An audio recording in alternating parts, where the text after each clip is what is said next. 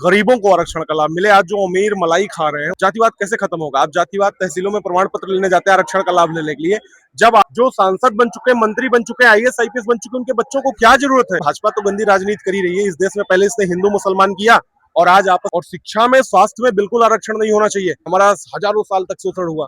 अगर शोषण हुआ होता तो बिजली पासी, चंद्रगुप्त मौर्य, सुहेलदेव, राजभर, ये सारे लोग कैसे राजा बने? 200 रुपए की दिहाड़ी मजदूरी करने वाले सवर्ण को जो है उसकी 1000 रुपए ऑनलाइन फीस देनी है। वहीं कोई भी व्यक्ति अपने जन्म के आधार पर, वो ना तो ब्राह्मण होगा, ना क्षत्रिय होगा, ना वैश्य होगा, ना शूद्र होगा। वो अपने, ये लोग सिर्फ फॉल्स नैरेटिव फैला के इस देश में एक ब्राह्मणों के खिलाफ एक जहर घोलो, ऐसा काम कर रहे हैं। जी, हम चाहते हैं कि देखिए आरक्षण में रिफॉर्म हो, आरक्षण आर्थिक आधार पर हो जाए, चूंकि गरीबों को आरक्षण का लाभ मिले। आज जो अमीर मलाई खा रहे हैं उनको ना मिलकर गरीब वर्ग जो हमारा है, चूंकि गरीब हर वर्ग में है, चाहे वो सवर्ण हो, चाहे ओबीसी हो, चाहे दलित हो, तो क्रीमी लेयर की व्यवस्था है, आरक्षण आर्थिक आधार पर हो जाए, हम ये मांग करने के लिए आए हुए हैं। और इस देश में सबसे बड़ी समस्या है जातिवाद।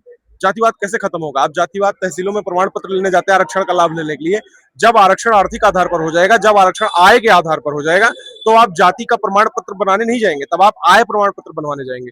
गरीब 200 रुपए की दिहाड़ी मजदूरी करने वाला जो व्यक्ति है उसको लाभ मिलना चाहिए। जो सांसद बन चुके, मंत्री बन चुके, आईएएस आईपीएस बन चुके, उनके बच्चों को क्या जरूरत है? हम एक वर्ग की ये समस्या नहीं है, सवर्णों की मात्र समस्या नहीं है, ये पूरे देश की समस्या है।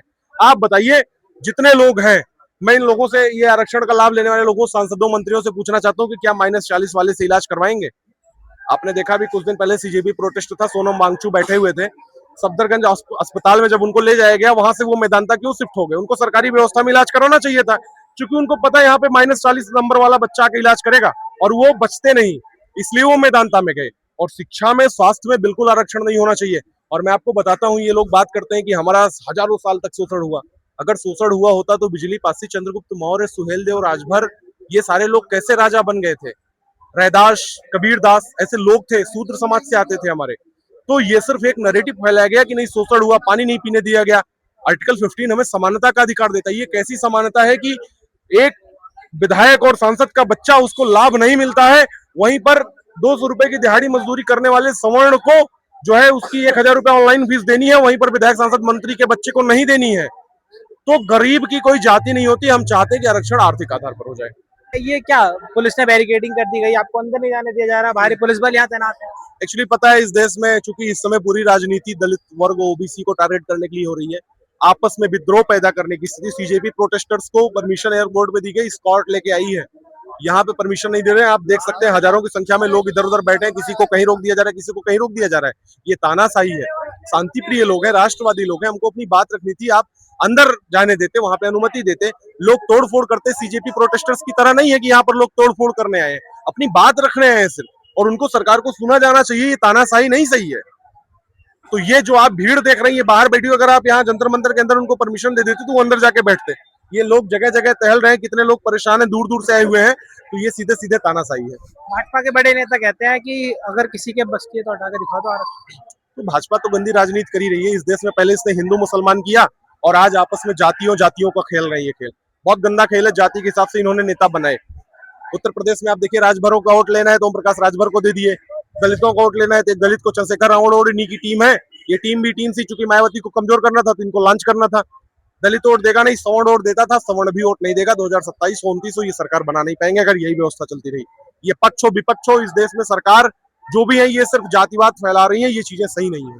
कई विपक्षी नेता भी धमकी देते हैं, हटा के दिखाओ, हम देखेंगे कौन हटा। नहीं, धमकी देने से थोड़ी ना होता है। हम संवैधानिक लोग हैं, संविधान ने अगर उनको राइट दिया, हमको भी राइट दिया है। वो चीजें मेंशन है, ऐसे क्लॉजेस, सब क्लॉजेस बने हुए हैं कि हम अपनी लड़ाई अब सुप्रीम कोर्ट में लड़ सकते हैं। हम अपनी बात रखने के लिए पर्याप्त है, हमारे पास व्यवस्थाएं हैं। ये पक्ष या विपक्ष की हमको जरूरत नहीं है। अब ब्राह्मणवाद की लोग बात करते हैं, मनुस्मृति की बात करते हैं। मनुस्मृति में लिखा गया है कि कोई भी व्यक्ति अपने जन्म के आधार पर, वो ना तो ब्राह्मण होगा, ना क्षत्रिय होगा, ना वैश्य होगा, ना शूद्र होगा, वो अपने कर्म के आधार पर होता है। और इस देश में ये जो जातियों में बांटे, उपजातियों में बांटा गया, ये संविधान के हिसाब से बांटा गया। जाति प्रमाण पत्र तहसीलों पे मिलता है, ब्राह्मणों के यहाँ नहीं मिलता है। आप इस बात से सहमत है कि नहीं? तो ब्राह्मणवाद क्या है? ब्राह्मणवाद को समझना पड़ेगा। ये लोग सिर्फ फॉल्स नैरेटिव फैला के इस देश में एक ब्राह्मणों के खिलाफ एक जहर घोलो, ऐसा काम कर रहे हैं। वाल्मीकि की पूजा हम करते हैं। अगर हम जातिवादी होते तो सुदामा की पूजा करते, कृष्ण भगवान की नहीं करते। हम श्री राम को अपना आराध्य मानते हैं, हम रावण को नहीं मानते हैं। हम कबीरदास की पूजा करते हैं। महर्षि वाल्मीकि समाज से आते हैं, हम उनको अपना गुरु मानते हैं। तो ये सिर्फ एक नैरेटिव बनाया गया। ब्राह्मणों ने हमेशा, चाणक्य ने चंद्रगुप्त मौर्य को राजा बना दिया। अगर वो शोषण करने वाले होते तो चंद्रगुप्त मौर्य को राजा कैसे बना देते? आप सोचिए, इस पर विचार करिए। तो ब्राह्मणवाद मुर्दाबाद के नारे लगा रहे हैं क्योंकि उनकी मानसिकता घटिया है।